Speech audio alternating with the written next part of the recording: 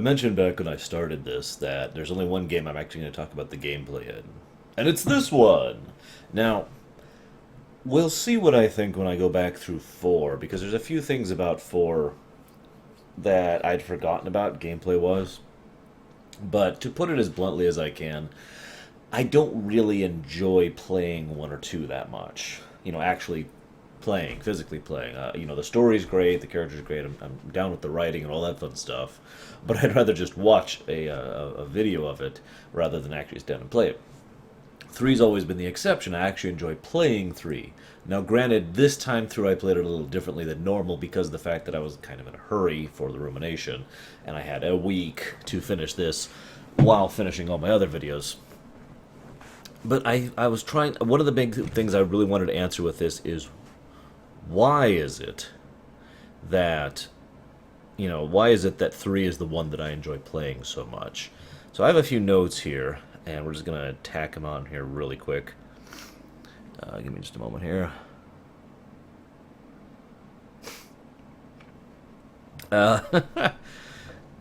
One thing I thought about doing was actually doing a lore run of this instead of a rumination. I didn't because, that would interrupt the schedule, and the rumination is what was requested, not a lore run. But my biggest reason for doing so is one of the benefits of a lore run is I can point things out as they're happening and discuss them as they're happening, right?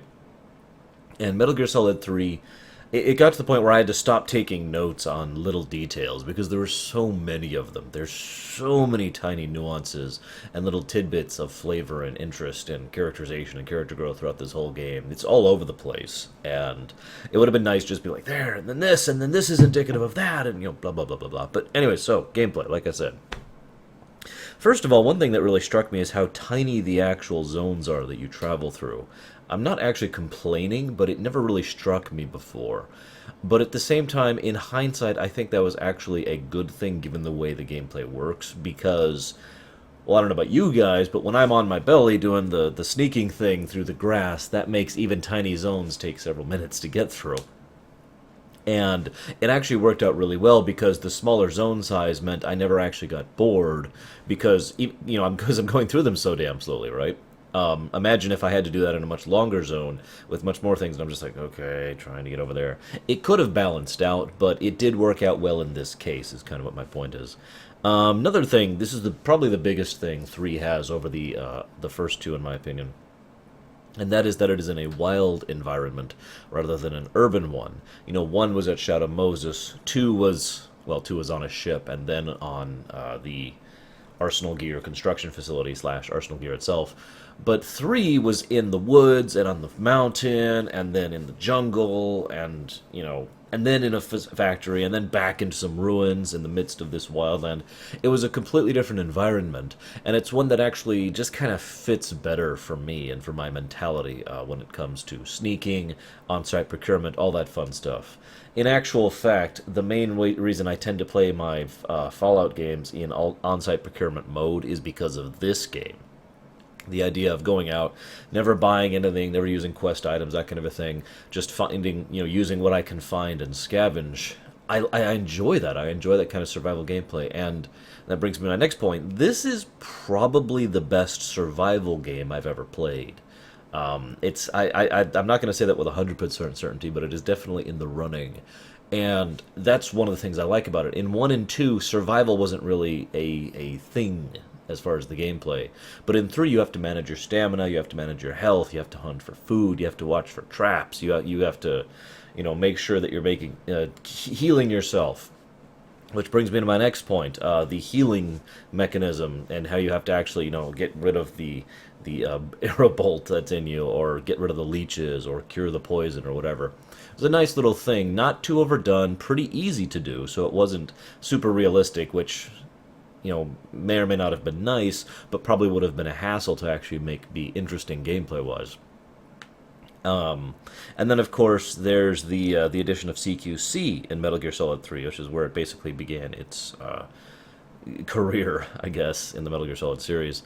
And I really liked the CQC additions. Granted, if you do the certain, I forget the exact way to do it, but the combo, you can just crush everything other than bosses. But still, it was a nice addition to have that sort of melee combat thing, and it also felt very in keeping with what Big Boss would have over Solid. In fact, at the time, I assumed that Solid never knew CQC because that was Big Boss's thing, and it was to help differentiate the two. Obviously, Metal Gear Solid 4 then came out and proved me wrong. But that was a nice touch. Speaking of more additional gameplay elements, though, the camouflage system in its entirety was awesome. In several ways, a precursor to what would happen in 4. But the fact that the camo you use will change variances in the gameplay, having it so you can control the bees, or making it so you can regenerate stamina in the sunlight, all those fun little things. In addition to the fact that it also changes how hard it is for you to be spotted, depending on the area you're in. It was awesome. Again, probably one of the better stealth games I've ever played, too, Metal Gear Solid 3. So one of the best stealth games and one of the best survival games. And granted, that's kind of a niche thing, and I have to be in the mood for it, admittedly. But I was, and I enjoyed the hell out of this playthrough, so, that's another big reason. But I think this last point here, this last point is probably the biggest point I could give as to why 3 is the most enjoyable one, and that's the fact that there's so many options on how to proceed. Any given, it's very much you're given an objective and go do it. Now the game is fairly linear, because of course it is. This is not an open world game. That's not happening till 5.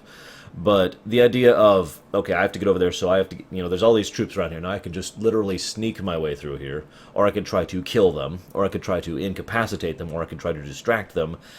That's just the beginning of it. Then when it's like, well, okay, if I want to kill them, how do I want to kill them? Well, I can distract them, or I can hit them with the bee thing and knock a hive down, or I can throw poison food at them. There are so many different options as how to proceed in this game, and that extends to the boss fights as well. I was going to talk about this later, but honestly, I feel like this is a good time to talk about it. The Cobra unit, right?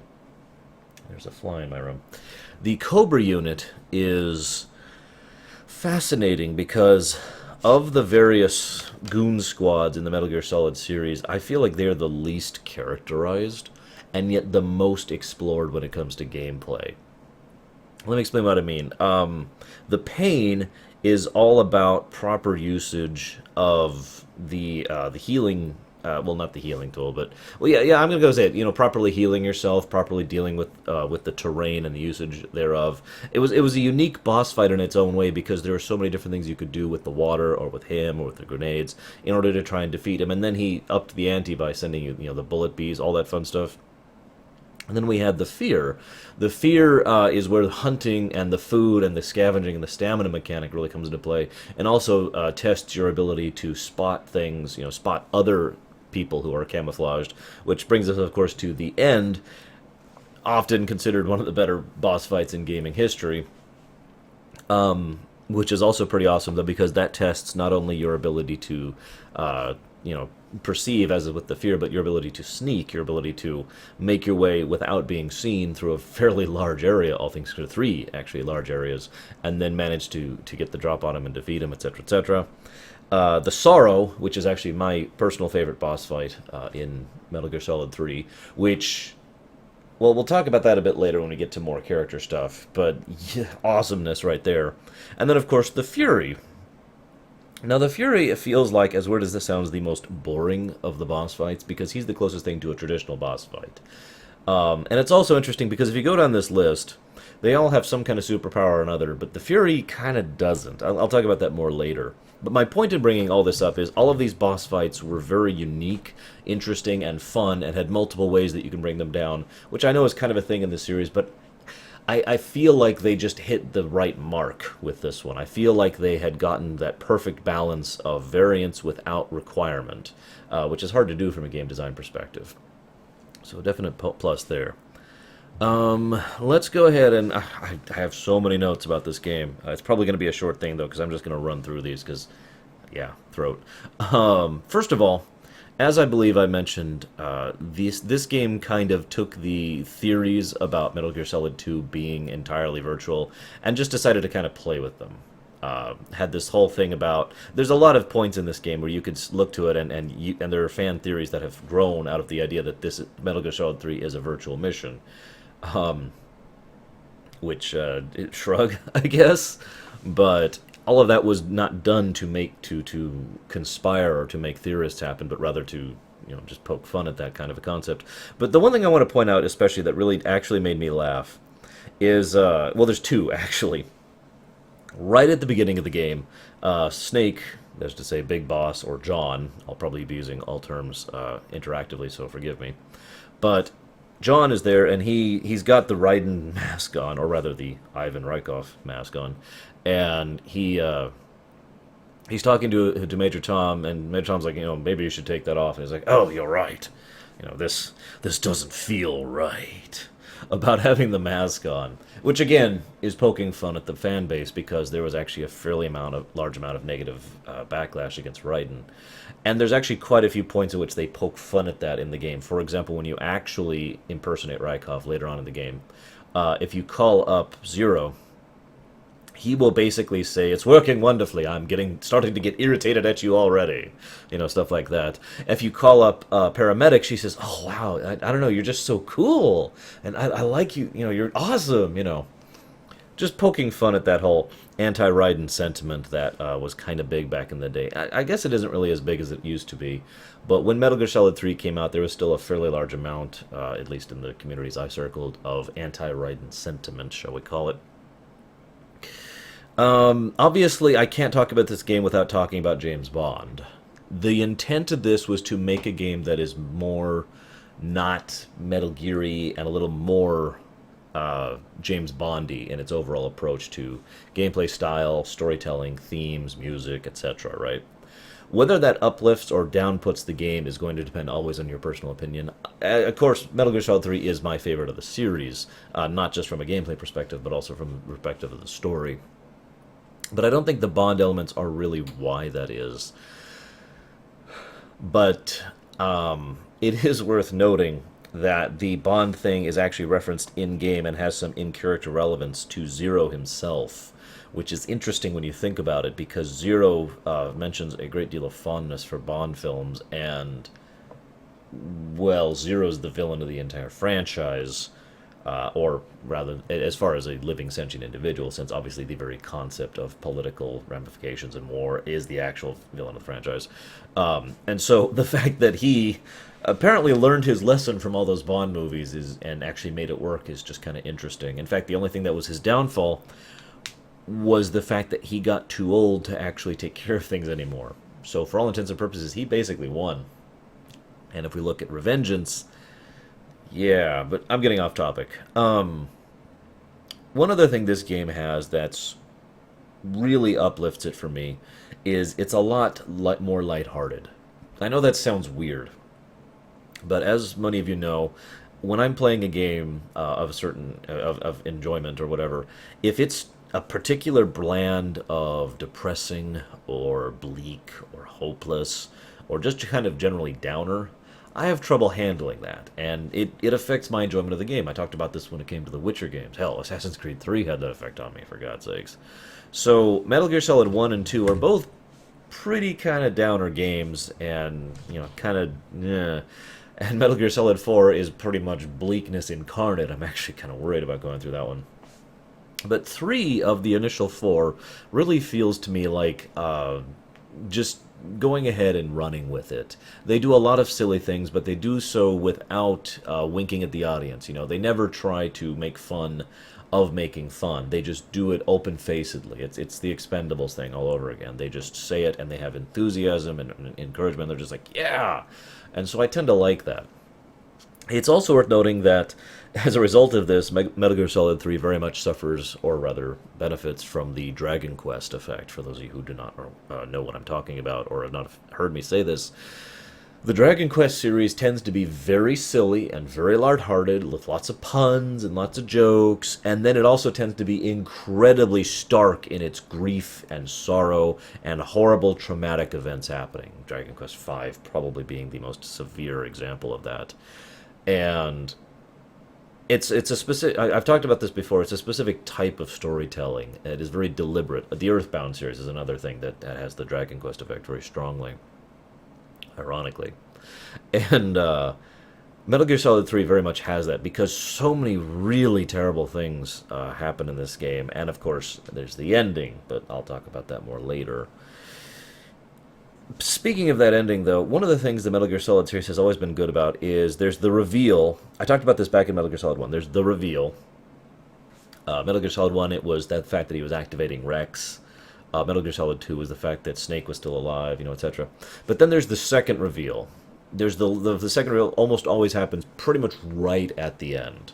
And the second reveal has always been something Metal Gear Solid, in my opinion, has done very well. In 1, it was the revelation that Ocelot was Ocelot. In 2, it was the whole thing with the AI and what the Patriots and the fact that the philosophers were dead, etc., etc. In 3, it's the fact that the boss never defected. And knowing that, and knowing everything about Ocelot, and knowing everything about Eva, when you replay this game, this is definitely an example of the second time through is better. I've talked about this as well as a concept many times. There's so many games and so many movies and so many books and so many shows where the second time through, the really quiet, subtle foreshadowing, the stuff you couldn't predict, or you couldn't foresee that it was foreshadowing, it's like, oh, as you're going through the second time, right? And it's like, that's why that's happening, or that's why this is going this way, etc., etc. And so, Metal Gear Solid 3 has that in spades. So much of what Ocelot does, and Eva does, and the boss does, and even John does, are all so significant when you actually know everything that's going on, including the Cobra unit itself, which I'll be talking about in a moment. One other interesting thing I find about this game, this has to do with the era concept, okay? For those of you not aware, the Metal Gear Solid series... Okay, let me actually say something else, because I was asked this on stream, but I know not everyone catches my stream, so... It was asked definitively, why am I not looking at any of the games except for the 4? Well, when I say Metal Gear Solid was the most requested series for me to ruminate on, a lot of that was, will you ruminate on Metal Gear Solid 3? Will you ruminate on Metal Gear Solid 1? Will you ruminate on Metal Gear Solid 4? And then there were a few requests, in addition to that, for, will you ruminate on the series? Speaking as a writer, speaking as a storyteller, I've always felt that 1, 2, 3, and 4 pretty definitively form one story arc that, even though you can flesh it out, add to it, flesh out the setting, and have prequels and midquels and sequels and all that fun stuff, you can do that. But the actual arc of the Metal Gear Solid series proper, or whatever you want to call it, I guess the first arc would probably be a better way to put that. The first arc pretty much ended in 4. It was 1, 2, 3, 4, all of this, all the characters have finished, Big Boss's story had ended, Solid's story had ended, Liquid's story had ended, Ocelot's story had ended, and it's ended thematically and in terms of symbology and whatnot as well. Everything was wrapped up, right? Now, you can keep going and you can flesh out the past, but the Peace Walker, Portable Ops, and Metal Gear Solid 5, which I have poked at all 3 of those and played 2 of them, are pretty much definitively another story arc. That's a completely different story arc. It's the story arc 2, if you will. And so that's why I have decided to push those aside and just look at these 4. So, just thought I'd answer that finally. Except not on a stream. So, that being said, eras and whatnot. Now, this is probably the worst era when it comes to nuclear warfare, because this was the era where everyone was still pretty solidly in the throes of the Cold War, and, I mean, this was 64, I want to say? Something like that. And, I mean, I wasn't around in 64. There's your hint about my age, guys.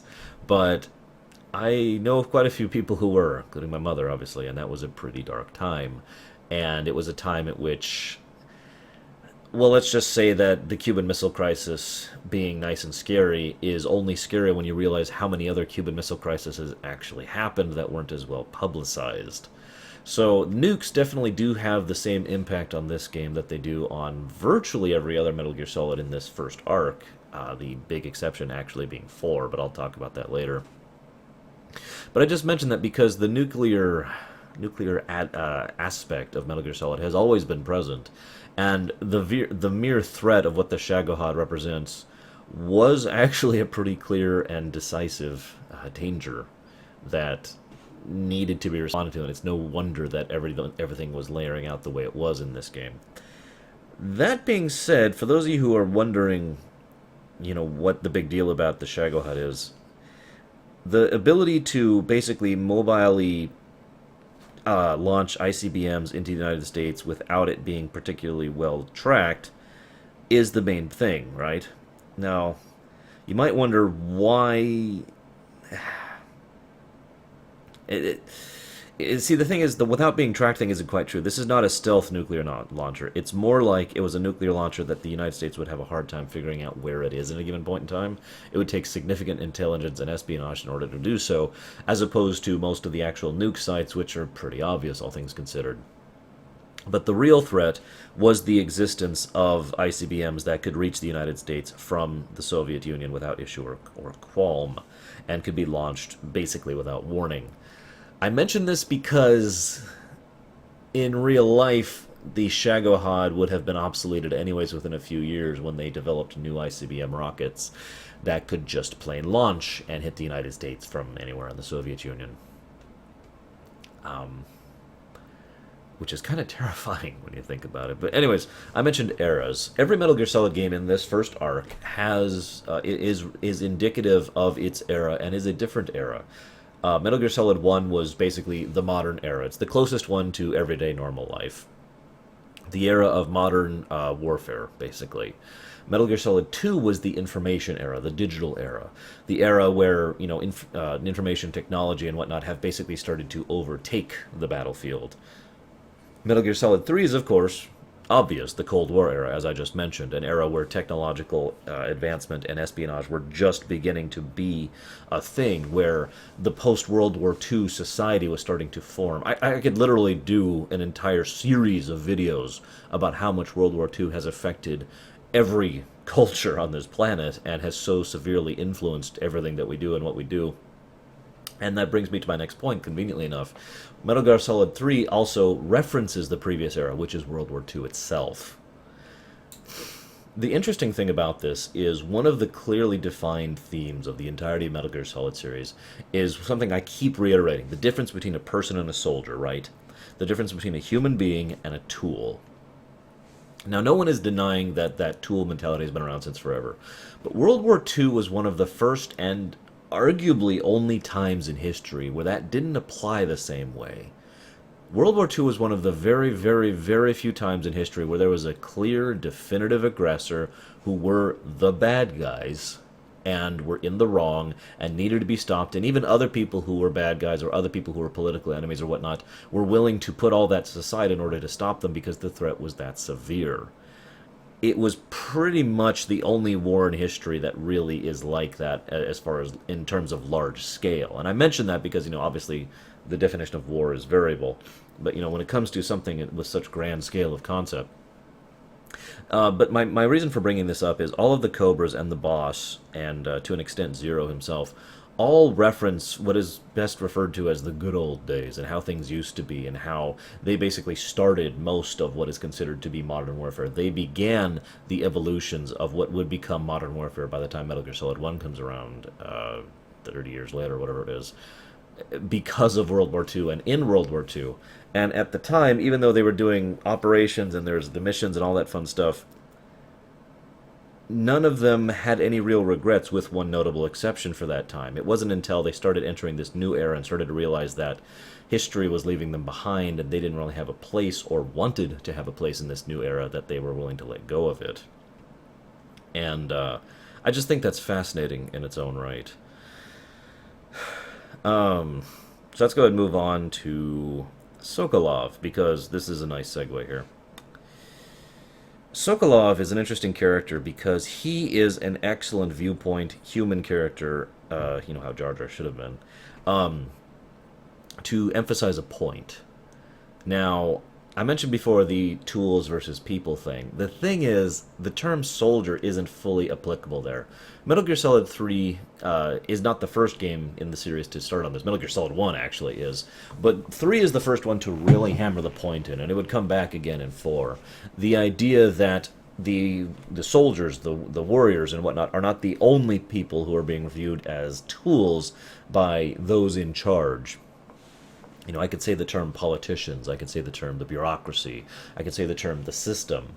It all kind of evolves into the same thing. The web of individuality and group power, political and literal, that controls the nations wants tools, not people.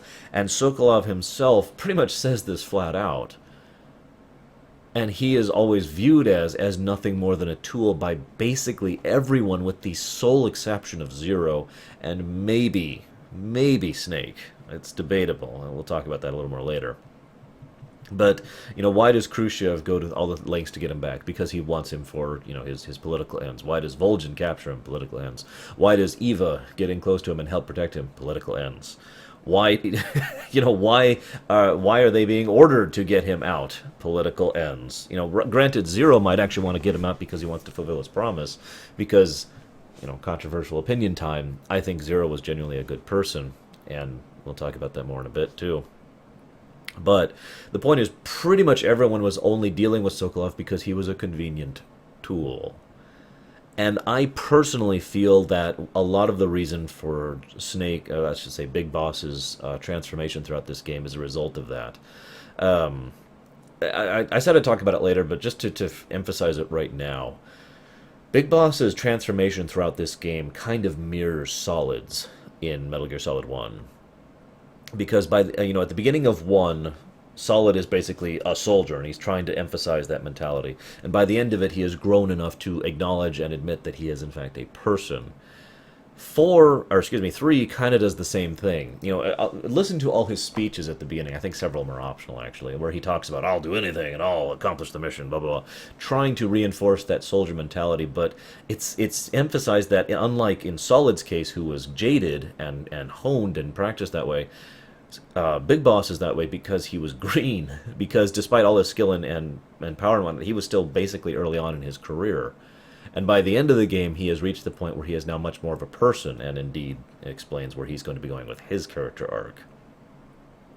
But I feel like all the characters that he's encountered thus far, Sokolov being a major one, are part of why he thinks that, because he starts to agree with the idea that he is being viewed as a tool just as much as Sokolov is, and to the same extent. By the same people, I might add. Anyways, so let's move on to the anachronism. I just want to mention this. This game is weird in that approximately, I'd say half of the elements of this game are surprisingly well researched. And, you see a lot of stuff and it's like, oh, come on, that wasn't around back then. Except it actually was, even though it didn't actually work particularly well in real life, and that's one of the reasons why some of these things were killed in production. The tanks, the VTOLs, that damn plane. There's several things. C3 is another good one. All this stuff, did actually exist in real life at that time. But then the other half of stuff is wildly anachronistic, and it's always weird stuff, like a magazine or a type of food or whatever. I just thought I'd mention it because it does show the amount of care and effort they did put into making the game, but it also shows that they weren't trying to be completely too anal about it and actually still trying to craft a good product that worked rather than trying to get snuck up on details. And Lord knows this is not the most realistic game in the world. I also want to praise the voice acting in this game. Maybe it's me, but especially going through these 3 games one after another, 3 so far has the best voice acting of the first 3, in my opinion. Granted, I was playing the remake version of 1 and 2. I've mentioned that. But 3, I feel, really nailed it with regards to pretty much everyone's voice acting. With the sole exception, except I feel like it was done deliberately, of the random soldiers. I heard, "What's wrong?" so many times that it started to get funny, to the point where they'd see someone lying on the ground and they'd be like, "What's wrong?" Walk up, and then, you hold them up. "Freeze!" And then, "You can check out things about the map and the survival viewer," as you're interrogating them. Some of the, I feel like it was done deliberately, because it's not actually bad acting. It's just a little bit off, That being said, though, one of the things that I had actually forgotten about this game, and I have to comment on it. For those of you who don't know, when you hold someone up, or try to threaten them or whatever, you can get them to give you stuff. It's a great way to do the on-site procurement thing and reload your things. For record, I was doing a no-kill playthrough, which I succeeded at, by the way.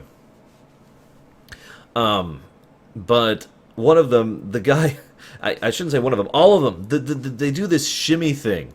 I can't even possibly emulate it, especially not sitting up, but they go the and like they shimmy their entire lower body, and it is the weirdest animation in the world. And I remember the first time I saw that, and my actual thought was, what are they doing? I mean, I get the idea now. They're trying to shake the gear that they're giving to you off them, but huh? Always weirded me out a bit. Let's talk about Big Boss and how interesting he is as he goes through this game, gameplay-wise. Big Boss and Ocelot both actually kind of go through the same arc with regards to this. The very first time that Big Boss fights the boss, he gets curb stomped. He gets destroyed. Can barely hold his own against her. Gets his arm broken, etc. And then they fight again, and then they fight again, and then they fight again. Pay attention next time you're going through this game, or just remember from your own memories. Each time he does a little bit better. And it's a great way to show rather than tell. It's a great way to demonstrate how Big Boss is actually getting better, more skilled, more confident, and just generally more capable as he's going through as he's going through the game, to the point where the very last time they fight, and all of its cutscenes, not counting the actual end fight, but the very last cutscene fight, he actually manages to hold his own against her for a while and actually get a few holds on her and force her to her knees before she manages to counterattack. And I mentioned this too, that's a great way to show it, but it also, Ocelot does the same thing. The first time you meet Ocelot, you just destroy him. But then each time that you have to interact with Ocelot, he does a little bit better and a little bit better until finally that last thing on the plane, as you're taking off, he actually manages to hold his own for a bit against Big Boss. And I just thought that was a really cool way to show it. It also kind of explains why Ocelot is so damn good at CQC later on in the series, most notably in 4. But anyways, I also like the boss's very ironic speech to John, that is to say to Big Boss at the beginning. For those of you who don't know, I have to tell this now, even though I might mention it later. The boss blames herself for the Cold War starting. The whole series of events I'm not going to detail right now, but she failed in one of her missions earlier on. It's one of the ones that she was not supposed to ever reveal that she was in. And as a result of that, tensions got heated, and the philosophers started splitting up, and the East versus West thing started. And so she personally blames herself for the Cold War starting. This actually is really important to understanding her character, because it's one of the reasons why she acts the way she does throughout almost the entire game. Because she has her own strong opinions and her strong philosophy and mindset, and it comes out several times. But she went out of her way to resist the urge. She in penance, in holding herself down, she refused to let herself think for herself, because she felt like she didn't deserve to after her failure. And that's one of the reasons she gives this speech about you must be a robot, a soldier, to John right at the beginning, even though she herself doesn't actually believe that. And of course, it also is ironic because it helps galvanize him as she's prepping him for what he has to do in the future, etc., etc. Excuse me. Ugh, not much sleep today. So, I also rather like the fact that they have some convenient tutorializing right at the beginning. I'm kind of doing this out of order, forgive me, I'm just going down my notes here. The idea that, they talk about how, they're telling Big Boss how you've only ever worked in urban environments before and whatnot, so we need to tutorialize you a bit. Which makes perfect sense, because the player has only worked in urban environments before, remember? Metal Gear Solid 1, Metal Gear Solid 2. The Metal Gears don't count, so don't bring that up. And so that's how they can justify, okay, here's how wilderness hunting works, here's how camouflage works, etc., etc. It's a good way to tie it in. It still doesn't make full sense, because he probably should have received those kind of briefings before he was sent on the mission, but even that could be hand-waved away. Maybe there was simply no time. Although, of course, if there was no time, then he probably shouldn't have time to do the codec calls. But as we've seen since Metal Gear Solid 1, when you're on codec, time just kind of freezes. Seriously. You could be in the middle of a boss fight and be like, hey, listen. And the other boss will just be like, frozen as you're doing your conversation there. Another tiny little note. There was some concerns about voice actors and, shall we say, negative opinion towards accents. So what they decided to do is something actually kind of ingenious. Everyone in the game speaks English, but the vast majority of the time when you hear someone talking, they're actually speaking in Russian. And they reference this at one point. Sokolov talks to Big Boss and says, by the way, your Russian is superb. And he says it in English, but that's the point, to get across in a simple way to the player that, by the way, they're all speaking Russian, not English. So, FYI. Nice little touch there. Let's see here. One of the other things, I just have a tiny little note here before we get into themes, is the last boss's pacing is actually really well done, in my opinion, because you fight Vol'jin, and then he loses, and he orders Ocelot to do something, and Ocelot leaves. And then you fight Vol'jin again, and both of those felt like a pretty significant last boss fight, especially how Vol'jin has been built up to be the villain this whole time. And then, I mean, obviously we knew the boss would be last, but you get my point. But then you have to flee from the Shagohod. Then you have to keep fleeing from the Shagohod. Then you have to get to the point where you nuke the bridge. Then you have to defeat him on top of the thing. Then you have to defeat him after he powers it himself. My point is, for pretty much all of that section, up to and including the runaway chase, which happens right after it, it was very, the pace, the tempo, the tension of the entire sequence was just up and up and up until the point it was like, the whole game felt like it was racing until it gets to that last point where you're going through the escorting Eva mission over to the lake. Now this is important because this is like if this was a relative graph of intensity to the tone of the game, it ramps up and stays pretty high right until you do the sneaky mission, and then it starts to ramp down. And it does this deliberately because the point of this is to segue into the next thing where you reach the lake, and then you have the scene where you talk with Eva, and then you go fight the boss, and that segues down even further. So, and I've mentioned this before, a last boss does not have to end in some massive, epic, awesome thing like the FF4 example, as I like to use so often. It just has to be something significant and well designed and well paced. But doing this for a last boss fight actually works really well. And so that last fight with the boss, which so much of the fight is just in silence until the music finally quietly kicks in the background. And then, of course, the boss's death scene, which is a properly done silent scene. That was amazing. And that was incredible pacing, incredible directing, and actually really good sound design. So huge, huge, huge props to that. So there's, in my opinion, 4 major themes in this particular game. I'm going to go over the obvious one first. That is the theme of scene. Now, for those of you not aware, the official themes of the Metal Gear Solid series, counting the first one, is genes, memes, scenes, and all of the above. Scenes, to describe what I mean by this, because I've heard some people just kind of raise their eyebrow at that. The idea is that the times and the circumstances, the scene in which a person finds themselves at any given point in time, determine them more than anything else. And it's funny because if you're paying attention, the original theme of 1 was that the genes determine who you are, and then the hidden theme was that genes don't actually determine who you are. Same with memes. Memes determine who and what you are and what you will do, but in actuality that's not true. In 3, the obvious thing, scenes determine who or what you do. I made a few notes here. The boss, Big Boss, Eve, Vol'jin, Sokolov, and Sorrow are all very good examples of individuals who their actions and what happened to them were dictated by their scenes. The boss forced to sacrifice herself for this mission because of the scene of the Cold War and of Vol'jin's thing, and the fact that people were plotting against her back in the CIA. I'll talk about that later.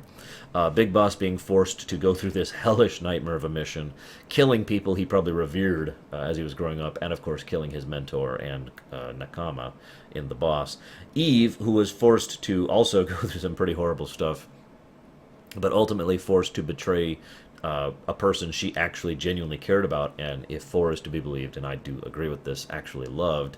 Vol'jin, who is an interesting one, because Vol'jin, it is debatable as to whether or not he would have been this kind of person if he hadn't, accidentally, I don't believe they ever actually say how, came across the information for the legacy from his father. Yes, I know the original intent was he actually killed his father for it, but that was cut in the final release, so I don't know how valid that is.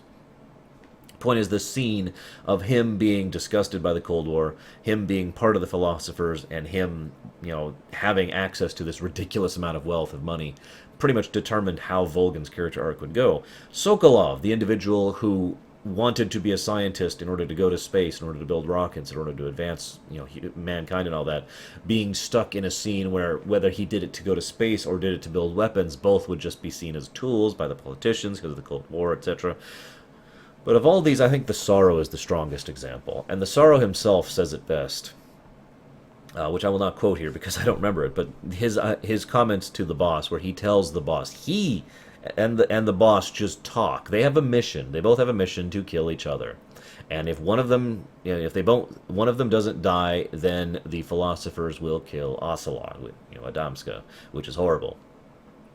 And so the Sorrow tells her, you have to shoot me, you have to complete your mission, willingly gives his life for the situation because of the scene. The scene of the fact that they found themselves more or less incidentally on opposite sides. The fact that they were... Forgive me for kind of quoting the last days of Foxhound, but the absurdity of it and the stupidity of it all, of being forced around like tools on a board, two people who cared about each other and probably loved each other and were definitely friends, if nothing else, reaching a point in time at which they have to kill one another just because circumstance, just because the scene happens to place them on opposite sides of the board. It's kind of ridiculous when you think about it. And yet, well, I'll talk about that more when we get to Big Boss's section. But yeah, let's just say that really determines how Big Boss is the way he is. And let's just say that even before the portable games and 5 are coming out, it was pretty easy for people to understand why he turned into the Big Boss we know and hate after this game. One other interesting thing, though, here. The boss actually flat out says the scene theme of this game. It's hard to say those words in a row. Once early on, mentioning it with regards to the Sorrow, and later with regards to her, what she has to do with Big Boss and how she has to interact with him. So, next big theme is, of course, nationalism. Now, I mentioned nationalism specifically separate from the next theme I'll be going into, because nationalism is all about my country regardless. It is basically a blind form of loyalty and belief. It is a very specific form of loyalty. And there are quite a few people who actually display a significant amount of nationalism in this game. Big Boss does early on. The boss does, definitely. Granin is actually probably my favorite example of someone who displays a very strong degree of nationalism, and that even though he acknowledges the problems with it, he could never bring himself to actually leave the place he calls his home, etc., etc. The thing about nationalism that I want to mention here is it ties into that earlier scene thing, because, well, basically they're the same thing when you come down to it, or to put this differently, you don't have a choice as to where you're born. And so many people become nationalists, become people who blindly follow their flag and their country, right or wrong, because they happened to be born there, because their parents happened to be nationalists, because, circumstance, scenes, right? I mention this especially, though, because we see some interesting examples of this, like, say, Tatiana, or whatever the hell her real name is, Eva. I don't think, actually, we ever learned her real name. I could be wrong about that. Anyways, Eva, who is, well, I don't even know what the hell she is, but she's basically a child of the philosophers in one of those going to, I forget what they call it, the schools where they can infiltrate in any area. But she's nevertheless had a very strong loyalty to the Chinese, despite never actually being born there. And similarly, Zero had a very strong loyalty to the United States, despite being British. There's a few examples of this. Actually, my favorite example of this concept comes from real life. It's actually Hitler. I know, I don't want to bring Hitler into this, but the point is that man was not German. This is a really well-publicized fact. He was not German, and yet he basically adopted Germany and had strong nationalism for Germany because, well, we don't want you to get the why, the because, but the point is that's something that people can do. I mean, hell, I was born in the States, but I don't really consider myself a nationalist of the United States, do I? And I know there's several other people who agree with me on that. But this is a good time as any to segue into loyalty proper, because the loyalty theme, in my opinion, is actually the strongest theme of Metal Gear Solid 3. The idea of loyalty is actually something that the entire Metal Gear Solid series as a whole touches on, most especially 4. But the boss's charisma leads a lot of people to be loyal to her personally, even in light of, or when it goes actually against their other loyalties. Again, Eva is a good example of someone who basically disobeyed orders because the boss made her promise to. Of course, that ties in to the boss's charisma, but the point is that charisma induced that kind of loyalty. And forgive me because I feel like I'm going to explain this wrongly. The idea here is that what you ultimately have loyalty towards determines what you are willing to put up with and your actions, basically more than anything else, in my opinion, especially in a setting like this. I've talked before about the idea of willing to do whatever it takes in order to get a job done. All that matters is how much you care. That is admittedly a form of loyalty in its own right. And it's also interesting, too, because the other reason that's so significant in this game in particular is because a lot of loyalties are formed in this game. Eva becomes loyal to Big Boss. Ocelot becomes loyal to Big Boss. In fact, he becomes so loyal to Big Boss that it basically guides the entire rest of the entire franchise, when you really think about it. Zero and Big Boss become loyal to each other. All of them become loyal to what they interpret as the ideal of the boss, etc., etc. You get the point. There's a lot of different examples of this, and I'm not going to go through all of them because it's basically every single character. And it's just interesting to see the lengths that a lot of these characters are willing to go through purely because they are that loyal to who or whatever it is that they're loyal towards. Now let's start talking about some characters. Let's talk about Zero. Zero is fascinating as a character. I'm going to talk about this a little bit later, but one of the things that I found myself wondering, especially on replaying, is was there anybody in this game who was actually good? Now, I know good is kind of a vague and dependent on the individual for definition word, but I mean that sincerely when it comes down to it. In my opinion, was anybody this good? There are a lot of people who did good acts, but most of them did them because it helped their mission, or it helped whatever they're loyal towards, or it furthered their own ends, A lot of things Eva does could be interpreted as good, but they're not because she's just accomplishing her mission. The same goes for Big Boss, etc., etc. The reason I bring this up here, and I know this sounds wild, but think about this, is I have the opinion that as of this game, the person who was closest to actually being a good person, a good man, was Zero. Think about it. Think about how much he was willing to put on the line in order to make things happen just because it was the right thing to do. Think about how much he believed in loyalty, honor, and decency. Think about how much he wanted this to succeed, not just because it was his mission, but because he cared about his people. How's that for a horrible, horrible thought when you really think about it? It is no surprise to me to think of Zero going from being a good man towards the man that we end up inferring in Metal Gear Solid 4 and know the backstory of in 1 and 2. Because you see, the problem is a person like that can basically either be made or broken by their scenes, by their surroundings, by what happens to them. And Zero was in a world that was messed up, did a lot of horrible things for horrible reasons, and I feel like he basically went Templar on us. I hate to keep going back to the Assassin's Creed thing, but it really applies here. And that he genuinely had good intentions with taking over the world in order to use, the new era of espionage, etc. I'll talk about that in a moment. In order to control the world for its own good, because he believed that's what that was his interpretation of the boss's last will. Of course, that got away from him more than once. But the biggest problem I think that happened, and this is hilarious, is what ended up hurting him the most was the loss of Big Boss. You really feel the camaraderie between the two men in this game, and it's really emphasized in a lot of the backstory and admittedly in some of the things that have come out since then. The idea that Big Boss would effectively abandon Zero is something that probably hurt Zero more than you'd actually think. The idea of that loyalty thing I talked about earlier, when you shatter that loyalty, when someone does something to destroy your loyalty, that has a pretty significant effect on someone. And I think, honestly, that up until that moment, Zero was still at least a decent person. A little bit extreme, but well intentioned. But from that point on, he just went down a dark path and never actually came back from it.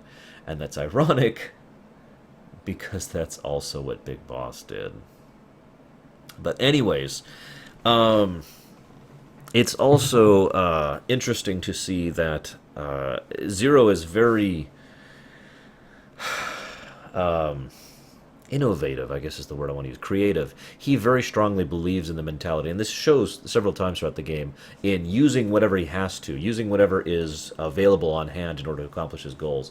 Doesn't limit himself to what is available now, or what he happens to have on hand, or what has been given to him. He will make something of what is around him, or he will make something of what will soon be around him in order to proceed forward. It's one of the reasons he's so so strong in his rise to power and creation of the Patriots, because he believed in pushing the envelope technologically and intellectually, scientifically, militarily, economically. There's a reason why. I mean, Sigint and Paramedic both comment on how he is basically a decade or two or three ahead of his time when it comes to just his manner of thinking.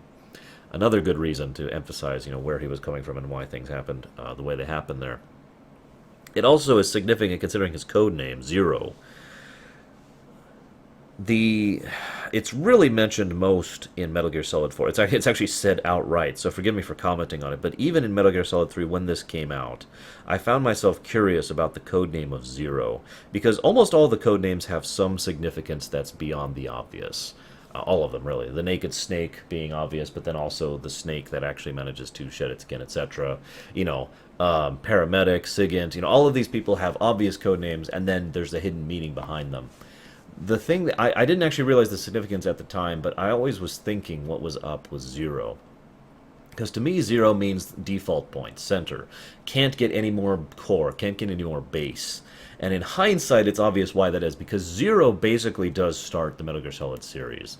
Granted, there's a lot of other factors involved, but there's a reason I call him the face villain, or whatever you want to call it, of the franchise, given what happened. So it's very significant. One other interesting thing about Zero, though. I'll be talking about, as usual, I'll be talking about people's powers, and I'll be talking about people's, relative good, badness as we go through here, as we talk about the characters. But another thing I'll be talking about is their masks. And yet, as I played through this game, and believe me, I was paying attention to the voice actor and the lines and the sentence structure and the way he talked, I don't actually think Zero ever wore any masks during this game. I would argue he probably didn't wear any masks ever. It's probably one of the biggest reasons why he was so affected when Big Boss left him, if you understand my meaning there. The person we saw was Zero. Now, granted, he probably wears masks around, his superiors, or when dealing with the CIA or whatever. That's not what I mean. I mean when dealing with anyone, story-wise or character-wise, or actually matters, including the player character themselves.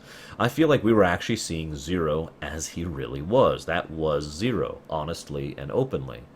And that's interesting because I'm pretty sure he's basically the only character who had no mask on. But I'll talk about that a little more in a minute. So let's talk about Paramedic. Paramedic is interesting because she very early on already has some obvious fascinations with cloning and genes, and she talks about certain things that really highlight the way her mind thinks, I believe, because most people, when approached with the idea of cloning a human being, approach it with kind of the mentality with which they approach it, in my opinion, says something about themselves. Good, bad, evil, light, neutral. Doesn't actually matter. That's not the point. The point is it's indicative. She approaches it with fascination, adulation. She approaches it as if it's exciting. She can't wait for the possibility of mass producing these kind of people, and thinks it would be interesting to really get into that kind of thing. And when called out on it, she says, no, of course I don't think that. But the enthusiasm never leaves her voice or her tone of word choice. And that, I think, really says something about the kind of person she really is, which is basically an amoral monster. I'm just going to go ahead and say it. I think Paramedic is a monster. There are dozens. I wish again, lore run. There are dozens and dozens of vague ways, and I have a note here about it, a few, but I'm not going to share them because that's not relevant. There's only two I wrote down before I give up, of how she says, what she says, that really show that there is no consideration for morality or ethics in the way she functions, which is why I specifically say an amoral monster as opposed to an immoral monster. She also represents, of the support team, she represents the idea of I don't even know how to explain it. Basically, the medicine of the new era. The idea of applying what we already know, or knew at the time, I should say, medically speaking, in new and different ways in order to produce the future that would soon to come, basically in Metal Gear Solid 1. She is an excellent example of the masks thing. She wears a very obvious mask to me. Now, granted, in real life, I'm pretty good at picking out people's masks. It's actually something I'm known for. Sometimes people have me be present at a conversation just so I can dissect the other person and tell the person who asked me to be there what they were thinking and why. But her mask and the way she portrayed it and the way she talked was really obvious. She was portraying herself as just it's the nurse mask, the atypical American nurse archetype, the stereotype even of it, of nice, kind, gentle, meek, all that stuff. And yet the amount of times it cracks is significant, probably more so than anyone else's masks. And it is so obviously a mask because underneath that you can tell she is more interested in the raw science of the matter than any of the actual people she's treating. And that's kind of horrifying in its own right. And it's no wonder she, for all intents and purposes, becomes a mad scientist later on. I hope she died slow when they finally got to do that. Anyways, Sigint, also known as Donald Anderson. I just mentioned that because I know a few people aren't actually aware of that connection. Sigint is interesting because he's portrayed as the only sane man of the support team, but he also is pretty whacked out in his own mind and in his own methods, mostly about technology. He is definitely a technology nut. But it's also interesting because well, let's just say that the way he says things and how he says them are also indicative of his kind of mentality. The idea that he believes that the world isn't good enough, right? And there's nothing wrong with that per se, but it's really not a surprise to me that a man like Donald Anderson would actually join the Patriots with the intent of, basically taking over and controlling the entire world, because he strikes me as the kind of person who would leap at the chance of becoming a Templar. He genuinely thinks the world is wrong and it needs to be fixed.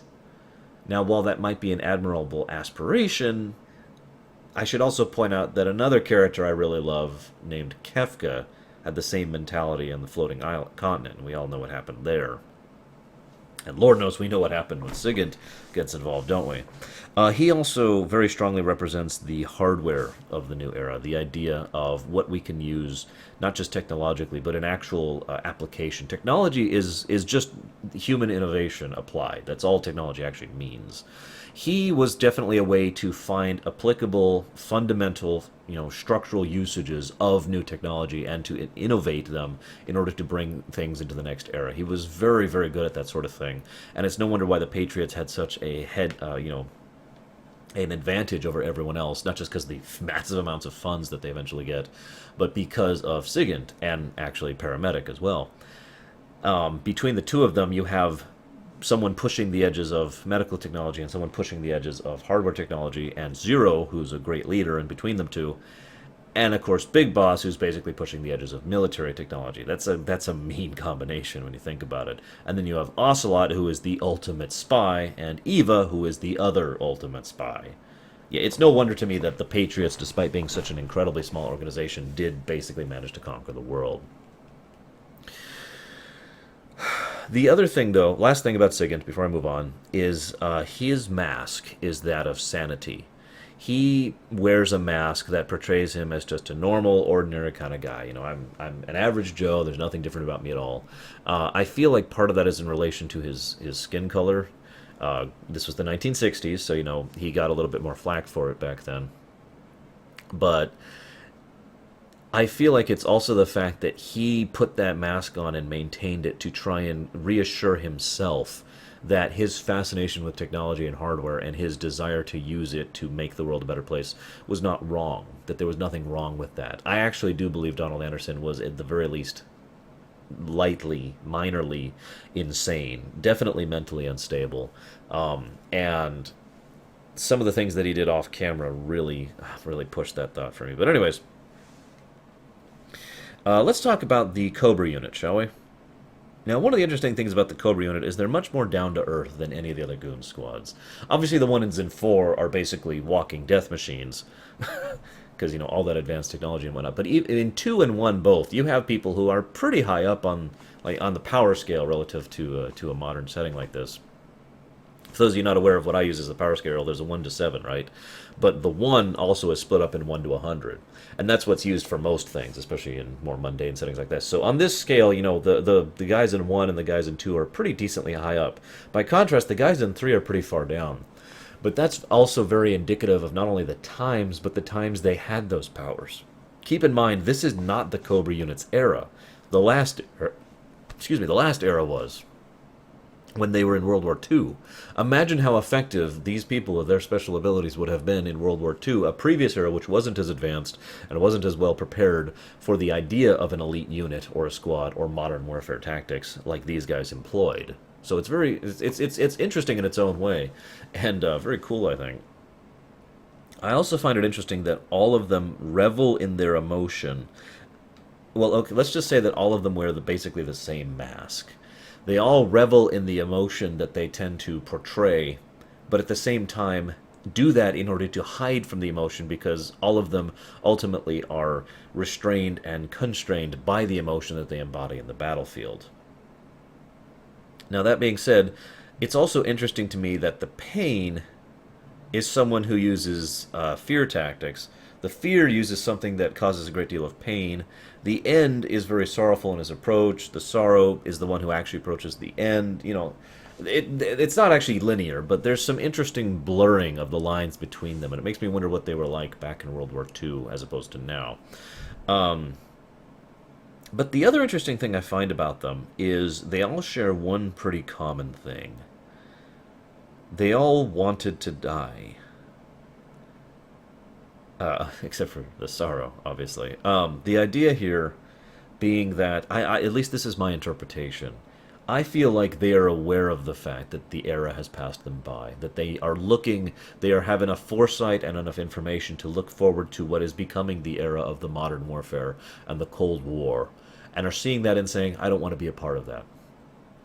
That they looked back at their glory days of World War II when they were fighting the good fight against a common enemy and were actually making the world a better place by their actions, and that's what they wanted to be and do.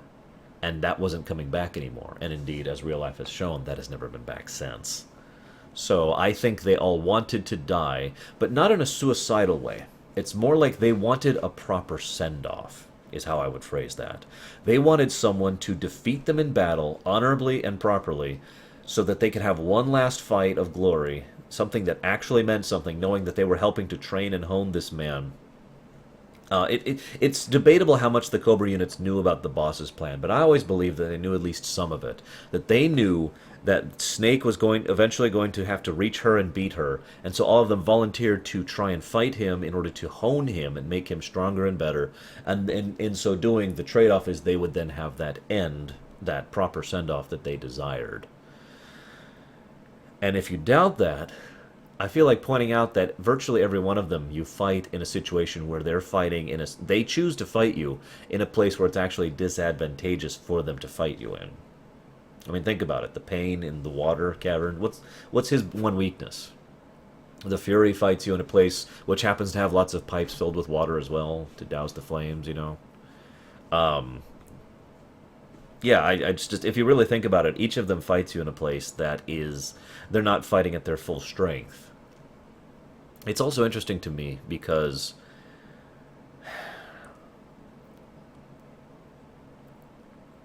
I don't really know how to put this, but basically I feel like all of them were an emotional aspect, a sliver, if you will, of Big Boss. I know I mentioned this before with regards to Metal Gear Solid 2, but I feel like it applies here. The pain, despite all his antics, ultimately shows the kind of, when he dies. Oh, I'm sorry. I guess I should get this out of the way really quick before I go on with more character stuff. Powers, superpowers. Pain has the ability to control hornets, including ones that he specially makes inside his body. I know that sounds like a weird superpower, but to quote Last Days of Foxhound again, I sure as hell can't do it. Yes, I know they later make it so that he has a queen hornet that he's using to control them, which is kind of silly and actually flat out ridiculous. I'd rather they just said, "Nanomachine, son!" and went with that. But no, he actually has the ability to control hornets. So we're just going to say that Fear, of course, is unique in his own way because his powers are actually very mundane. He's just pretty damn skilled with regards to acrobatics and his strength and whatnot. And of course, he can double joint himself, and his tongue is dexterous, etc.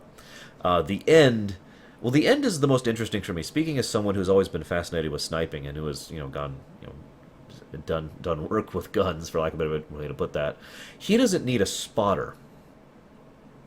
I don't know how if you realize just how significant that is. But using the Mosin Nagant, which is beautiful gun, by the way. Using the Mosin Nagant and not having a spotter in that kind of an environment is insane. And really, really speaks to the kind of talent he has. He is basically everything Sniper Wolf was, but actually better, basically.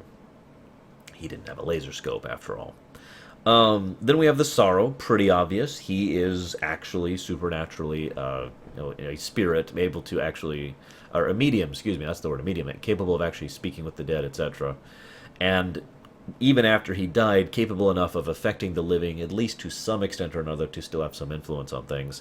And finally, the Fury. Now, the Fury is interesting because I really thought about this for a while, and the only power I can think of for his is that he can't feel pain. This is a byproduct of his accident when he went into was a cosmonaut and then came back and had suffered horrible post-traumatic stress as a result of it. Of course he did. I mean, holy crap. Being burned at that level, my god. But that's actually his only real superpower. But I feel like that is still actually a significant superpower because I feel like a person who could feel pain or could feel, his nerve endings work properly, probably couldn't wield flame in the way and manner that the Fury did. And in case, just because if I don't mention it, someone else will, he also kind of managed to erupt into twin flame snakes after he died. I don't have an explanation for that, but that's kind of my point. If I can digress for just a moment before we keep talking about these characters, I liked the fact that there's always been a supernatural element to the Metal Gear Solid series. I went on record saying that I liked the fact that Vamp was basically supernatural. I didn't like the fact that they retconned all of his abilities to either be tricks of light or hallucinations or nanomachines, son. I actually liked the idea of him being supernatural. Metal Gear Solid 3 probably gives us the one and only example of someone who is fully supernatural that is never tried to be explained away, and that's actually the Sorrow. Even the Pain, who controls freaking hornets, they tried to explain away in a more mundane manner where his powers came from. I always just kind of look at that and say, well, that's like trying to explain midichlorians, you know? I know I've heard this argument 1,000 times, and I don't want to bring Star Wars into this too much, but my point is, the Force didn't need to be explained. We knew what it was, we knew how it worked, and we knew what it was thematically. It could be explored, it could be understood, but breaking it apart never actually added to it, in my opinion. Just my opinion. I feel the same way about the Metal Gear Solid series. I don't feel like nanomachines needed to be coat-pasted over everything to make things explained. I don't feel like you have to actually say he's got a hornet in his pouch so he can control these things. I don't feel like you have to say that, he's got this super technology thing that happens to work in this super way. Just have it be there. It's okay. Supernatural element. We're good with that. So that being said, it wouldn't surprise me if the Fury was actually basically for lack of a better term, a fire medium or a flame elemental, for all intents and purposes, after his accident. And he was basically just using his fury as a way to maintain coherent form after that point. Just my opinion. Moving on. Pain. Think about the pain that he experienced at the end there. It's the one that moves me most of all their deaths. Is he just... Because, Lord knows I understand what pain is like. But he just starts... He says it quietly. He's like, pain.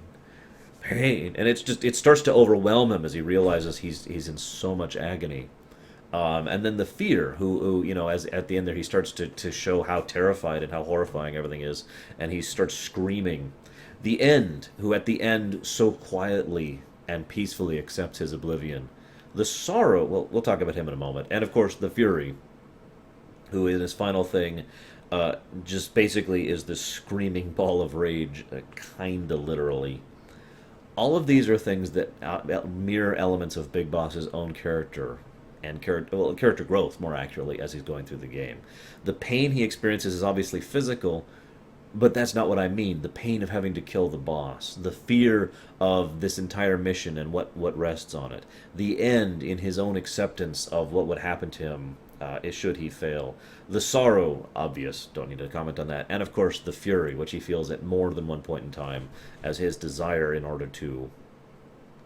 Well, let's just say that I feel like the fury being last is very significant, considering the fact that if there's one word I had to describe Big Boss's face and expression at the end there when he's getting that medal, it would be fury.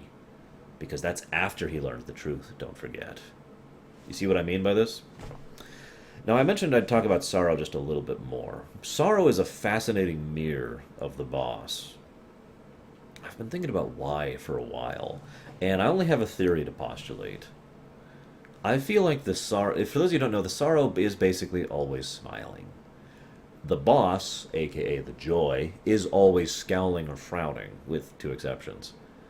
I feel like the sorrow was smiling all the time because he had done something that very few of the other characters in this entire series had done. He had truly come to be at peace with himself. And so despite his grief, despite his understanding of the sadness of death and the battlefield and whatnot, in the end, after he died, he was at peace with what he had done and was content in the knowledge that he could still influence the fate of the future and try to help things in his own little way. And he does indeed help Big Boss out in several occasions. After all, he's the one who kills Vol'jin. At least I think he is. I'm pretty solid on that, especially since you can see him there during that scene when the lightning happens, which he summons. Anyways. By contrast, the boss, well, the boss is her own little mirror of. I'm not going to talk. I'm going to talk about her more later. In fact, I'm going to talk about her last. But I mentioned it here because the reason she's always scowling in my theory here is she is the exact opposite. She is not content with herself. She is not at peace. She is constantly in emotional and mental turmoil over what she had to do when she started the Cold War, in her opinion, when she had to kill her lover and friend, the Sorrow, and now that she has to do this entire mission. She is a ball of hardened, just cold ice, and can't bring herself to show any face or emotion other than that just. And it's not until pretty much the very end that she stops scowling and her face actually relaxes, as she herself also comes to peace and comes to acknowledge her fate and where she's going with it. But anyways, I digress. Oh, by the way, in case it wasn't obvious, the masks of all of the above were of the fact that they were personifying the emotion when in fact they were afraid of it. Moving on. Eva. Eva's an interesting character. Apparently unpopular amongst the English voice acting cast, from what I understand. Eva is shades of Rosemary in her own way. And the idea of being the consummate spy.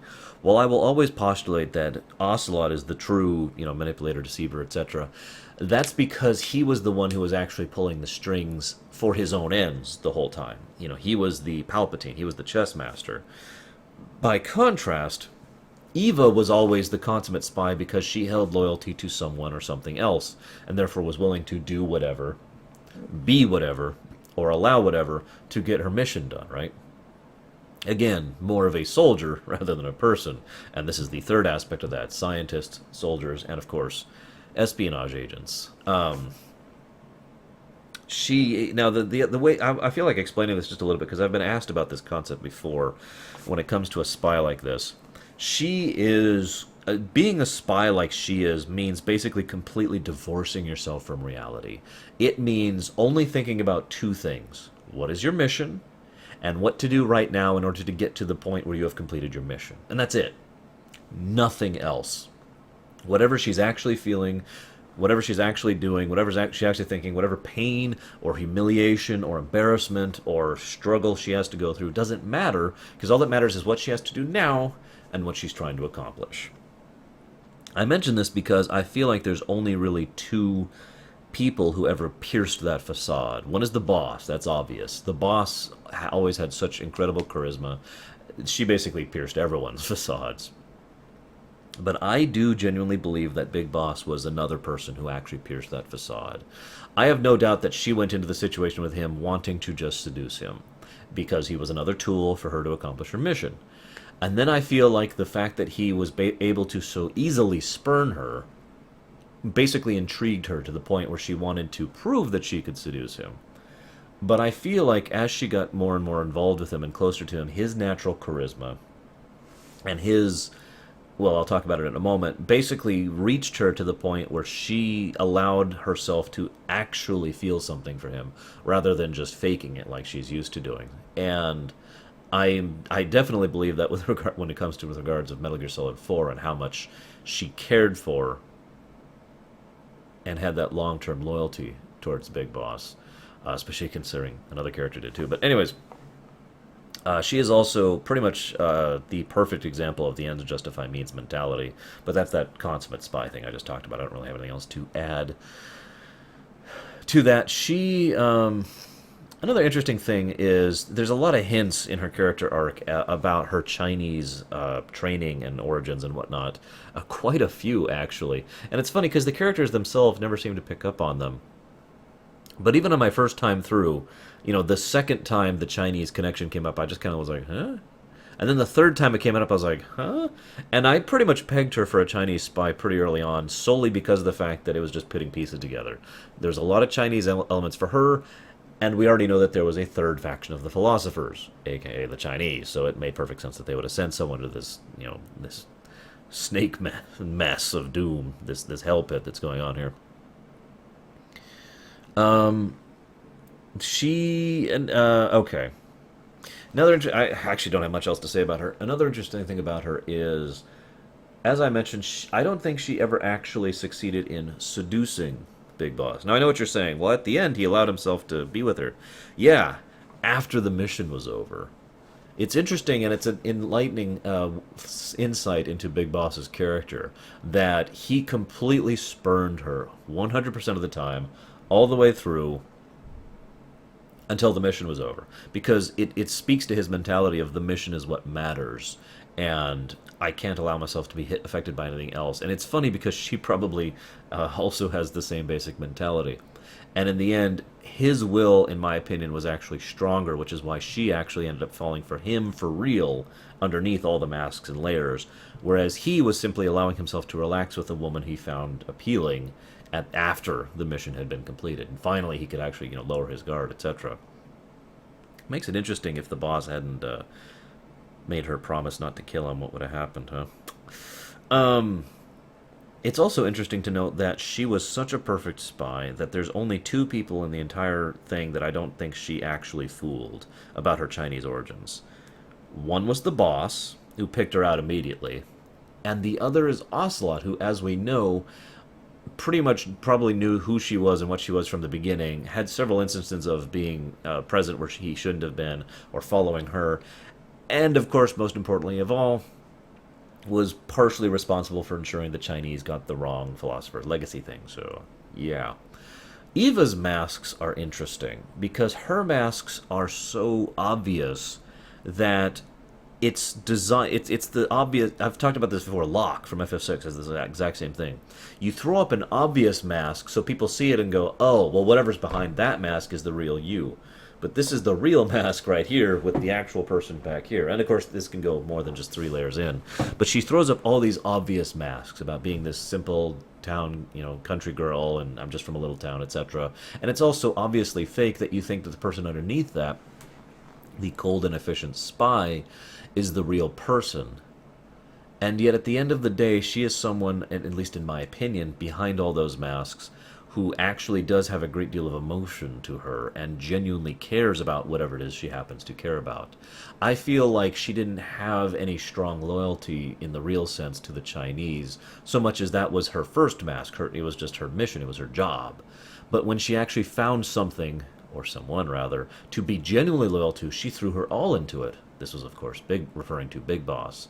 And there's some conflicting reports about which is canon, but let's just say that I've always felt that she was fully in on Ocelot's plot throughout Metal Gear Solid 4 and 2, for that matter, and therefore was willing to go all that length because it was something she genuinely cared about. It was something she really wanted to throw herself into. And I feel like her affection and love for Solid, someone she viewed as her son, was also genuine, because again it goes back to that core of she's a very emotional person and she cares very deeply about very specific things, and to everything else she's just this cold professional shell. Follow? Let's go ahead and talk about Vol'jin. Now Vol'jin is probably one of the best examples of the spanners of the work in like this entire series. I mean, you could argue Solid is, but honestly Solid actually is manipulated so much throughout the entire franchise, it's just No, Vol'jin is a spanner in the works because he does so many things that don't actually make that much sense and is basically kind of stupid evil. And it makes him hard to predict, and he really throws a lot of plans into array. Pretty much the entirety of Metal Gear Solid happens because he decided, on a whim, by the way, to destroy one of his own facilities with a nuclear blast. Now, I know you could argue piecemeal that that wasn't his facility, it was Khrushchev's facility. But really? Deciding to launch a nuke, even a small one, on your own soil? That's the kind of... That really explains who Vol'jin is in a nutshell, doesn't it? One man just ruins everything. He's also stupid. It's interesting that he has so much power and resources and whatnot. Obviously, well, okay. One of the interesting things that I've always found in real life and in fiction is there's a very clear divide between political power and personal power. For those of you who don't know the difference, political power is like the President of the United States has a lot of political power. Well, okay, no, he doesn't, but a congressman, a member of the Senate has a lot of political power. There you go. A CEO of a corporation has a lot of political power. A king of an old kingdom had a lot of political power. The nobility, etc., right? That is political power. That means you have the sway of ideas or cultures or written laws, but nothing. And this is fascinating, and this is something that's perplexed me ever since I was young. There is nothing real backing you up. If people chose to revolt against you, you can't stop them because you have no real power. You only have political power. And political power can only go so far. That's one of the reasons revolutions have succeeded for so many times. Imagine if those people that were being revolted against had personal power. Personal power is much easier to explain. It's something you can actually do. It's actually pretty rare to find examples of personal power in real life because it comes down to skill and strength, or equipment in some cases. But in fiction, it's much easier to define personal power. Good example. Emperor Palpatine had a tremendous amount of political power and an obscene amount of personal power, right? He was actually both. He was someone who could, if people decided to revolt against him or if people came after him, he didn't just have to, mandate laws or send people after them or whatever. He could destroy them right there on the spot. I mention this because Vol'jin is interesting because he had tremendous personal power and then came by the legacy. And it sounds cynical, but this is just true. Money pretty much can equal political power at a certain level. Once money reaches a certain point of money, it, for all intents and purposes, is political power. But I find him interesting as a villain because so few villains start as someone who has a great deal of personal power and then grow from that to gain political power like he did, and indeed wanted even more.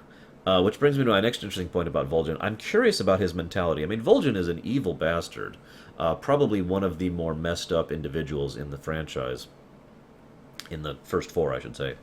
And yet, he actually wanted to reunite the world, to stop the Cold War, and obviously his intentions were wrong, and I agree with Sokolov. If he had succeeded in his plans, instead of ending the Cold War and starting an era of peace, he would have ended the Cold War and started World War III. But the point is, his intention, his purpose was not to do that, but to unite, to heal the wound left after World War II. And I find myself wondering where that mentality comes from. Obviously, this is a man who was alive during World War II. It's actually very likely he was fighting. He was actually on the front lines, or at the very least involved in the military, especially at his rank in World War II. So again, I find myself wondering, where did that mentality come from? What caused that to arise in such a man who has such sadistic and horrible properties about him? It's just interesting to think about it. Maybe it's the fact that despite, well, okay, I'll get to that in a minute. So let's segue that. He also, I mentioned his sadistic nature. This is a man who is probably the worst interrogator ever. When he interrogates people, he actually gives away more than he learns, and he usually kills people before he learns anything because he just enjoys hurting people. That's a unique blend of stupid, isn't it? When you really think about it. But again, very Bond villain. And that's, I think, what really separates him from Solidus, from Liquid, and from, I guess, Ocelot. I don't know who to really put as the bad guy of 4. Zero, maybe? The Patriots AI? I don't know. It's really kind of the theme of 4, isn't it? That there is no bad guy anymore. But yeah, he is much more of a Bond villain, and just happily he's like, well, I will tell you all the plans about everything as you're there about to be killed, and then I'll fight you 1-to-1 because I just want to enjoy the fight. It's great though. I'm not making fun. Quite the contrary. I think it fits his character, and it made him far more memorable than basically any of the other villains in the series, really. Now that being said, Volgin is also the one and only example of, well, arguably Rykov is too, of Squick in Metal Gear Solid 3. I'm sorry, but I'm not into the kind of character who gets off on causing pain in others. That just doesn't really gel well with me. And I don't care about the fact that he was bisexual. That doesn't matter. It's the way he expresses it, and the things he does with, or rather, the things that Rykov does, because Volgin is politically protecting him, is just messed up. Which also, by the way, is an excellent example of political power. Rykov can get away with literally hitting and abusing his soldiers and scientists because he is politically protected. It's just interesting. Anyways, I digress. One last thing. Well, okay, let's talk about his mask. This is going to sound weird, but I feel like the, shall we say, power-hungry aspects of Volgin are in fact his mask. That I feel that, while he is a horrible person, he also genuinely believes that the world should be united under one banner. The world should be one society, one culture, or not one culture, excuse me, one society, one government, one united strength. That he feels that that kind of a world would be better.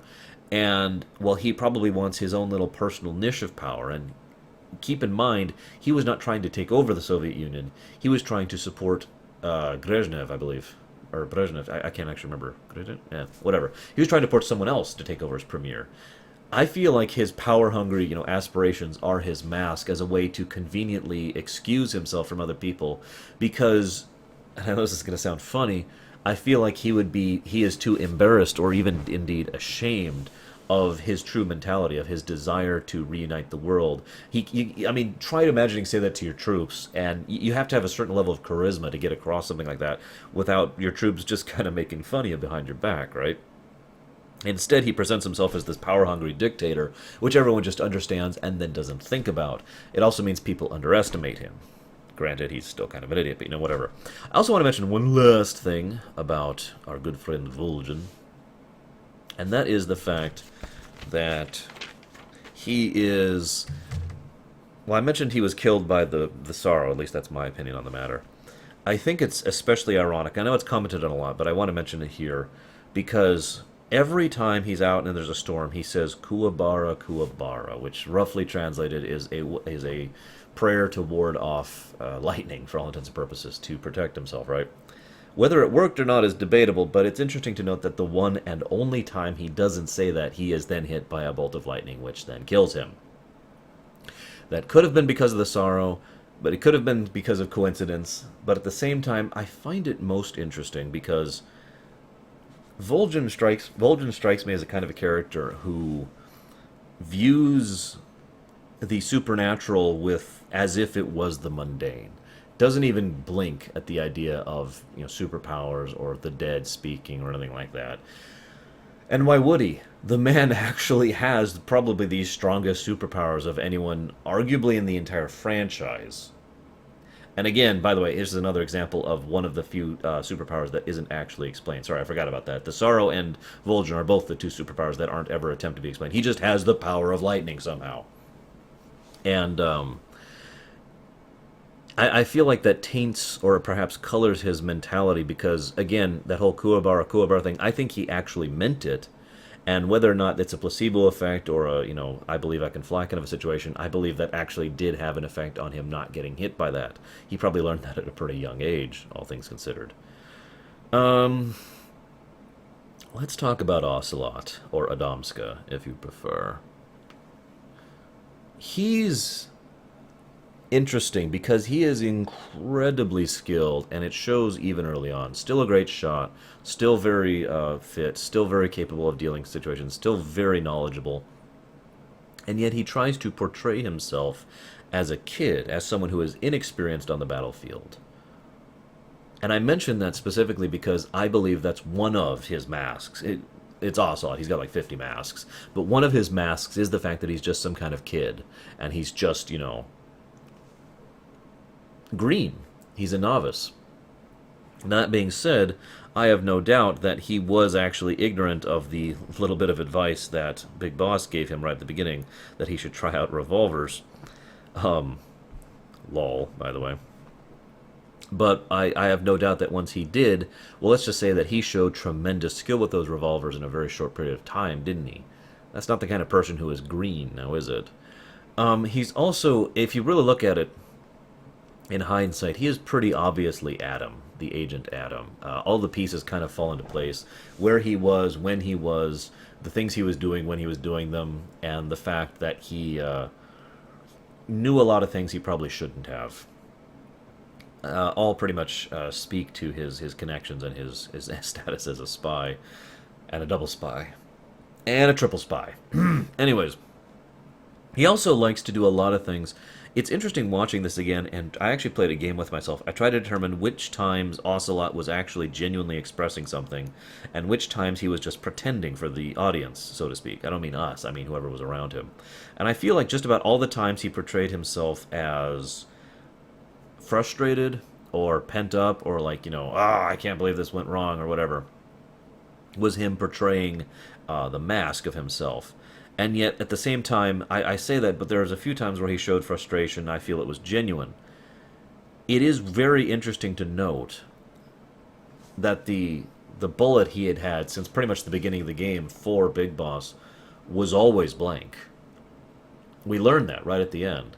And I mention this because I feel like he really did want to test himself against Big Boss, and he kept losing the opportunity to because of circumstance, and he was just like, ugh, I want to be the one to actually fight this guy. I want to be the one to test myself against him. And the reason why is obvious, because Big Boss is the first person probably ever who really got Ocelot's attention, who really pierced his veil and really made him, really evoked that kind of charismatic loyalty within him. There's a reason. I mean, let's look at all the things that Ocelot does throughout the next 40, I guess, years or something like that. It's all for Big Boss, if you think about it. And this goes back to that loyalty thing. And I mentioned it earlier with Eva as well. Eva, her true self, really cared about Big Boss and therefore threw her all into helping him out. Ocelot, despite having been a triple or quadruple, in some cases, agent for the philosophers and their various factions since he was a child, since he was 4 years old, actually, found something he actually genuinely cared about, someone who truly mattered to him, someone he actually had genuine loyalty to, and that was Big Boss. And he had that loyalty right to the end. Indeed, he actually willingly died for that loyalty.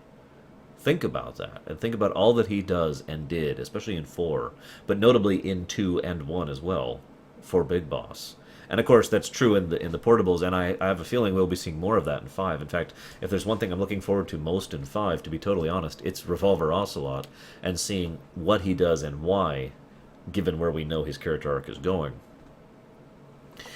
Interesting interesting aspect about him. He is not actually a soldier, despite his perfect chess maker ability and whatnot, and you know, being the perfect spy kind of a thing, because of the fact that he actually prefers to be inefficient. This is actually mentioned way back in Metal Gear Solid 1, but I mentioned it here because this is basically when it starts. When he starts to challenge himself. In other words, the idea of, well, I could defeat you easily, or I could actually try. And if I actually try, then I'm going to put more risk at myself and put myself in a more difficult position, and then I'm going to enjoy the experience more. His whole idea with reloading the revolvers in the middle of battle is a great example of that, to use just one example right off of the top of my head. In addition to that, I find myself wondering rather extensively whether or not he ever actually knew who his mother and father were. We do, obviously, but it's also curious because we don't actually know if she ever knew either, if you follow.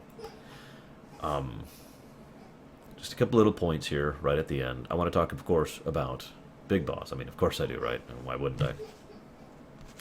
Big Boss is also, I mean, I actually don't have that much to talk about him. I already mentioned he basically mirrors Solid's character arc in the fact that he becomes more of a person throughout the core of the game. But I feel like this game really emphasizes the biggest difference between Solid Snake and Naked Snake.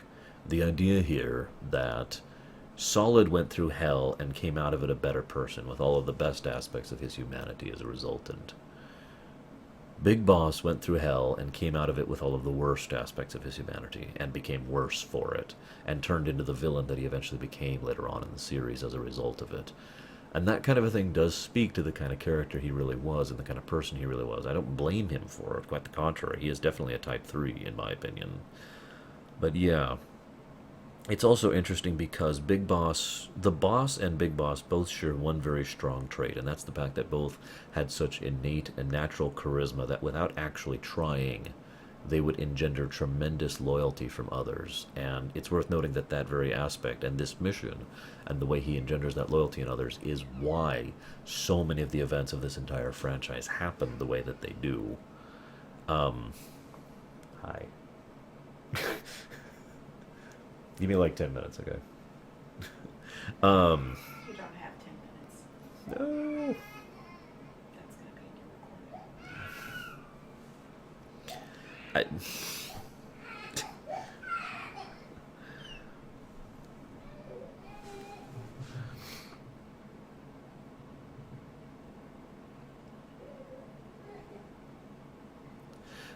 it's also interesting to note that despite what I just said, Big Boss is ultimately portrayed deliberately, and this is mentioned by Kojima as well, as being more human than Solid.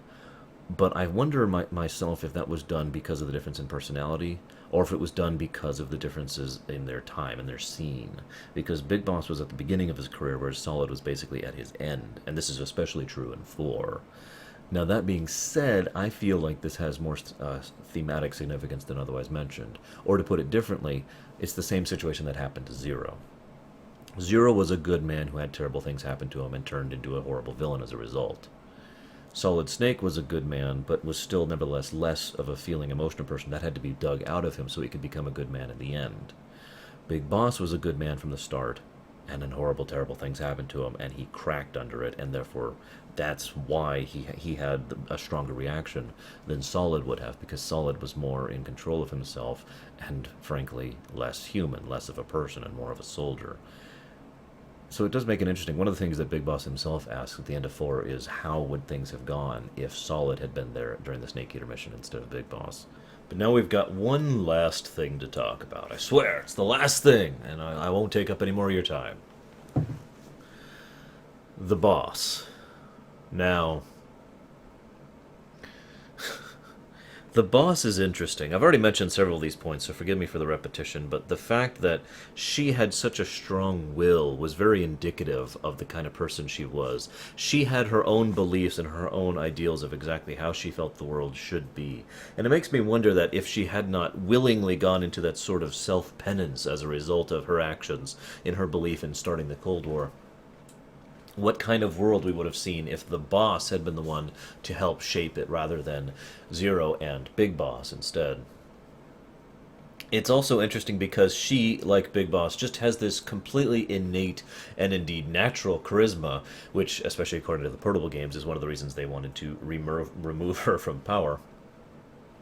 That just kind of gravitates. It's interesting as well because basically every character in this game is affected by the boss to some extent or another, and most of them willingly do things for her that they would not do for anyone else. Obviously, the biggest example there is Eva, who was actually going to kill Big Boss despite the fact that he reached her, despite the fact that she cared about him, despite all those fun facts, simply because of the fact that the boss asked her not to. Because yeah. Now, it's also worth noting that the boss's charisma was not just naturally charismatic. She was the kind of person who really showed her, through her force of will, her desire to accomplish whatever it is she was interested in, or whatever it is she cared about, or whatever her mission was, whether it's a literal mission or a more personal one.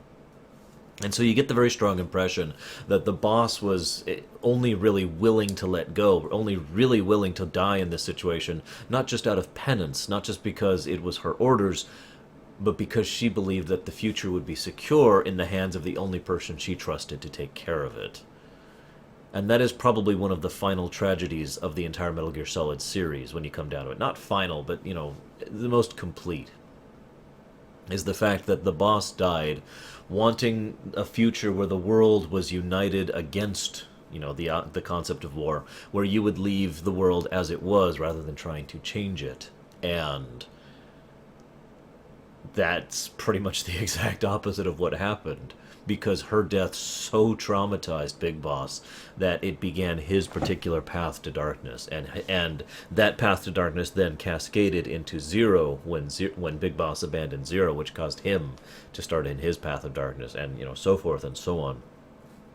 It's no wonder. It's. I say without hyperbole that this one woman probably had more impact on more than any other individual in the entirety of the Metal Gear Solid series because of the wide-reaching implications of what happened as a result of her death. But that being said, one of the things that I find most interesting about the boss is the question: was she right to go ahead and die? I mean, obviously, it was her mission, but as we know, especially from really analyzing her character, she wasn't actually limited to her mission. She didn't actually believe in the concept of being a tool and being a soldier rather than a person. She was accepting that in this one case because of other circumstances, and again, because of her trust in Big Boss and John. But if it wasn't for those mitigating circumstances, I find myself wondering what she would have done. Especially since she would have basically been able to engineer the situation where Volgin was gone, and the Cobras were probably, still alive, other than the Sorrow, obviously, and she had access to the Legacy.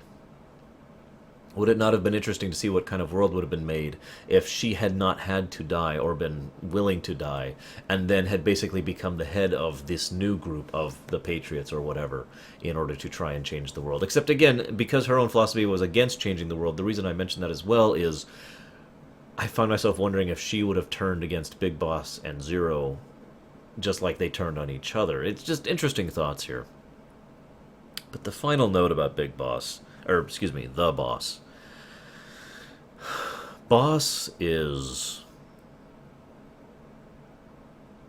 the kind of person that understands pain, true pain. And I say that knowing that most characters in fiction, I don't get that sense from them, because some written works go out of their way to make the agonies that people go through so over the top that it passes cohesion or sense, and so it's just like, okay, yeah, whatever. And most of the time when they go through some horrible torturous experience, it's all physical pain. But Boss, I feel, actually understands what real pain feels like, and it's so indicative, especially in the way she acts, the way she functions, the way her decisions are made, because that kind of pain scars you, and that kind of scar from real pain never actually goes away. Which brings me to my final thought. This is pure theory, but in addition to believing that John could have taken care of the future and resting the future in his hands, in addition to fulfilling her mission, in addition to having penance for everything in the past, I find myself wondering if Boss was willing to die simply because she did not want to carry that scar with her anymore. And I'd be remiss if I didn't point out the obvious symbology of the actual scar from her cesarean, where she gave birth to Ocelot during the Normandy beach landing. Just food for thought. So, anything else I could say would not be significant enough to honor the real life people who are like the boss. So instead, I will simply leave you with this.